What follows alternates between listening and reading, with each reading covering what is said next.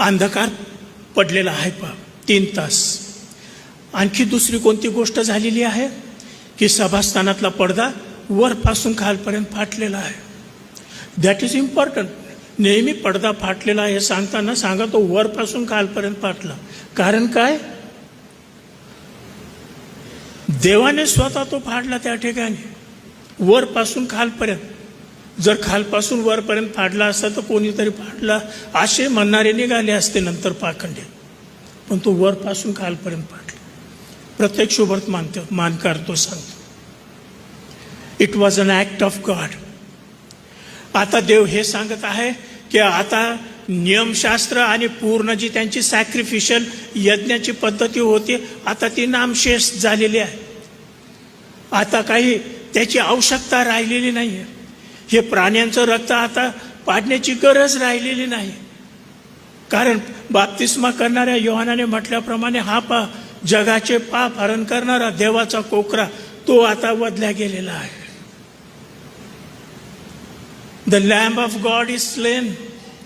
आता जे दुसरे प्राणी आहेत ते त्यांचं रक्त सांडण्याची गरज नाही. हे जे प्राण्यांचं रक्त सांडलं जात होतं ते एक दर्शक म्हणून होतं. जेव्हा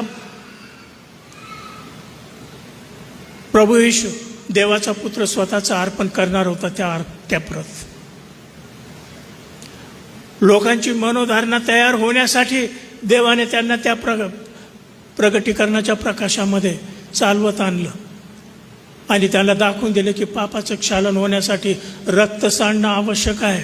परंतु प्राण्यांचं नाही, ते निर्दोष रक्त असणं आवश्यक आहे की ज्या रक्तामध्ये पास्ट प्रेझेंट फ्युचर ह्या सर्वांच्या पापांची क्षमा करण्याची ताकद आहे, क्षमता आहे, कपॅसिटी आहे. आणि ती फक्त देवाचा जो कोकरा आहे प्रभू येशू ख्रिस्त याच्या रक्तामध्ये आहे.